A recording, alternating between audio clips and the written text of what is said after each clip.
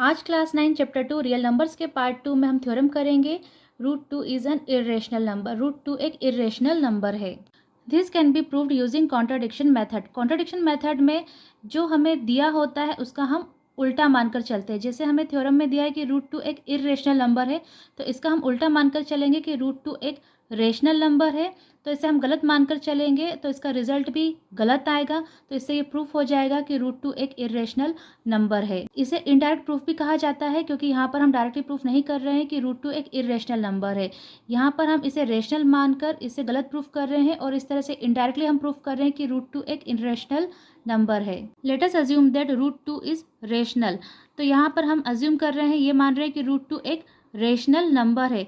So root 2 can be express in p by q form. तो इसका मतलब root 2 को हम पी बाय क्यू के फॉर्म में एक्सप्रेस कर सकते हैं क्योंकि रेशनल नंबर को पी बाय क्यू के फॉर्म में एक्सप्रेस किया जाता है। With p by q is the reduced form of rational number and q is not equal to 0। तो यहाँ पर हम पी बाय क्यू को रूट 2 जो इसको हमने पी बाय क्यू के फॉर्म में लिखा है, इसे हम क्या मान के चल रहे हैं, क्या अज्यूम कर रहे हैं कि ये पी बाय क्यू एक ऐसा रेशनल नंबर है जो रिड्यूस्ड फॉर्म में है और जहाँ पर q is not equal to 0, q की वैल्यू 0 नहीं होना चाहिए क्योंकि अगर q 0 हो गया तो p बाय क्यू की वैल्यू इनफाइनाइट होगी। तो रिड्यूस्ड फॉर्म मतलब क्या होता है, फॉर एग्जांपल जैसे कि 3/6 ये एक रेशनल नंबर है, ये भी रेशनल नंबर है पर ये रिड्यूस्ड फॉर्म में नहीं है। क्यों? क्योंकि हम 3 को 3/1 लिख सकते हैं और 6 को हम 2/3 लिख सकते हैं। तो यहाँ पर अब रिड्यूस्ड फॉर्म में है, इसका मतलब क्या होता है कि P and Q have no common factor other than 1। मतलब P और Q का 1 के अलावा कोई भी कॉमन फैक्टर नहीं होगा। तो अगर फॉर एग्जांपल अगर हमने 3/6 लिया तो यहाँ P बाय Q का कॉमन फैक्टर क्या आ गया, 3 आ गया। तो ये रिड्यूस्ड फॉर्म में नहीं है, तो इसका रिड्यूस्ड फॉर्म क्या होगा, 1/2। ये रिड्यूस्ड फॉर्म है क्योंकि यहाँ पर इसका कोई भी कॉमन फैक्टर 1 के अलावा नहीं होगा। यहाँ पर हमने p बाय क्यू को एक रेशनल नंबर माना है, लेकिन कैसा रेशनल नंबर माना है, जो रिड्यूस्ड फॉर्म में है जिसका 1 के अलावा कोई भी कॉमन फैक्टर नहीं है। तो अब यहाँ पर रूट 2 को हमने क्या लिख दिया, p बाय क्यू के फॉर्म में लिख दिया यहाँ पर। अब इस स्टेप को नीचे भी लिख सकते हैं लेकिन जगह कम होने की वजह से मैं यहाँ आगे कंटिन्यू कर रही हूँ इम्प्लाइज दैट का साइन लगाकर। तो अब p के साथ q डिवाइड में है, यहाँ पर आके रूट 2 के साथ मल्टीप्लाई में चला जाएगा तो p इज इक्वल टू क्या हो जाएगा, रूट 2 q। ये दोनों मल्टीप्लाई में आ जाएंगे, इक्वेशन नंबर 1। अब on squaring both the sides, दोनों साइड्स में इक्वेशन 1 के दोनों साइड में हम स्क्वायर करेंगे क्योंकि हमें 2 के ऊपर से रूट को हटाना है। तो अब जब भी कोई इक्वेशन सॉल्व करते हो हैं और अगर हमें स्क्वायर करने की ज़रूरत है तो हम एक साइड नहीं करते हैं, दोनों साइड ही करते हैं। तो ये हो जाएगा पी स्क्वायर और यहाँ पर दोनों पर स्क्वायर आएगा तो ब्रैकेट लगा के होल स्क्वायर लगाएंगे इस तरह से। तो रूट 2 का स्क्वायर हो जाएगा 2 और ये हो जाएगा क्यू स्क्वायर, दोनों को सॉल्व करेंगे तो ये इक्वेशन 2 हो जाएगा। तो P square is equal to 2q square आ गया। इसका मतलब 2p स्क्वायर का मल्टीपल है, मतलब कि p square is divisible by 2, p square 2 से डिवाइड हो जाएगा। जैसे सपोज कि p स्क्वायर, p की वैल्यू 2 है तो 2 स्क्वायर इज इक्वल टू हो जाएगा 2q स्क्वायर। तो ये हो जाएगा 2 square means 4 is equal to 2q square. 2 multiply में है, डिवाइड में चला जाएगा तो q square is equal to 4/2। तो अगर p स्क्वायर 2 से डिविजिबल है, p square is equal to 2q square, अगर 2p स्क्वायर का मल्टीपल है मतलब p स्क्वायर जो है 2 से डिविजिबल है, 2 से डिवाइड हो जाएगा p स्क्वायर, तो p भी 2 से डिविजिबल होगा। तो p की वैल्यू अगर 2 स्क्वायर नहीं है, सिर्फ 2 ही है, तो ये 2 यहाँ मल्टीप्लाई में आकर डिवाइड में चला जाएगा। अगर p स्क्वायर 2 से डिविजिबल है तो p भी 2 से डिविजिबल होगा, 2 से 2 कैंसिल हो जाएगा। तो अगर p भी 2 से डिविजिबल है तो मतलब 2p का मल्टीपल है, यानी p is equal to 2 multiple है, मतलब यहाँ पर हमें कोई वेरिएबल लेना पड़ेगा जो कोई भी एक इंटीजर हो सकता है। तो p इज इक्वल टू 2 का मल्टीपल है, यहाँ हम कोई भी वेरिएबल ले सकते हैं। मैंने यहाँ पर r लिया है, where r is any integer. Putting the value of p in equation 1, तो p की वैल्यू 2r है तो उसे हम इक्वेशन 1 में पुट कर देंगे।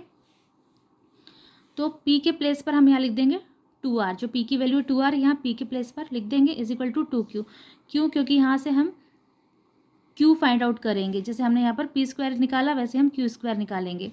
अब यहाँ पे रूट 2 है तो रूट हटाने के लिए हम दोनों साइड फिर स्क्वायर करेंगे।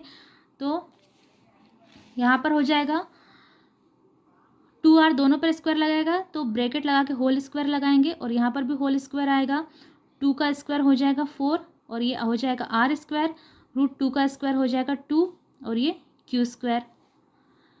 तो अब q स्क्वायर जैसे हमने यहाँ पर p स्क्वायर निकाला था वैसे ही हम यहाँ q स्क्वायर निकालेंगे। तो 2 मल्टीप्लाई में है, इधर पर आकर डिवाइड में चला जाएगा, तो 2 से 4 कैंसिल हो जाएगा, 2 2 ज़ा 4, तो q square is equal to हो जाएगा 2r स्क्वायर। तो ये इक्वेशन नंबर 3 आ गई। तो इसका मतलब क्या है, q square is equal to 2r square, मतलब कि 2 q स्क्वायर का मल्टीपल है, मतलब q स्क्वायर 2 से डिवाइड हो जाएगा। अब q square is divisible by 2, अगर q स्क्वायर 2 से डिविजिबल है तो q भी 2 से डिविजिबल होगा, जैसे कि हमने अभी p के लिए बताया था। तो बाय इक्वेशन 2 एंड 3, अब इक्वेशन 2 और 3 से p and q have a common factor 2। अब p और q का कॉमन फैक्टर 2 है, क्योंकि p स्क्वायर 2 से डिविजिबल है, मतलब p 2 से डिविजिबल है, या 2p का मल्टीपल है, और यहाँ पर भी 2q का मल्टीपल है, 2p और q दोनों का मल्टीपल है, दोनों से डिवाइड हो जाएगा, तो दोनों का एक कॉमन फैक्टर है। 2p का भी मल्टीपल है, मतलब फैक्टर है, और q का भी मल्टीपल है, मतलब 2q का फैक्टर है।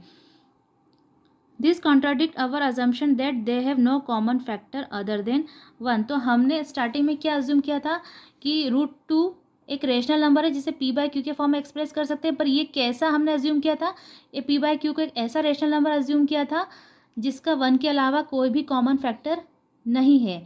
अब यहाँ पर हमने इसका उल्टा प्रूफ कर दिया कि हमने अज्यूम किया था कि जो p बाय क्यू हमने माना है उसका कोई भी कॉमन फैक्टर नहीं है, ऐसा रेशनल नंबर है, लेकिन यहाँ हमने प्रूफ कर दिया कि इसका दोनों का p और q का कॉमन फैक्टर 2 है। This contradict our assumption that they have no common factor other than 1। इसका मतलब जो हमने p बाय क्यू माना था रेशनल नंबर, वो एक रेशनल नंबर नहीं है, क्योंकि उसका हमने जो रेशनल नंबर माना था p बाय क्यू उसका कोई भी कॉमन फैक्टर नहीं था, पर इस रेशनल नंबर में जो हमने p बाय क्यू को सॉल्व किया है उसका एक कॉमन फैक्टर है 2। तो इसका मतलब क्या हुआ कि p बाय क्यू एक is not a rational number, ये एक रेशनल नंबर नहीं है। अगर ये p by q rational number नहीं है, इसका मतलब √2 क्या हुआ, एक इर्रेशनल नंबर हुआ, ये प्रूफ हुआ।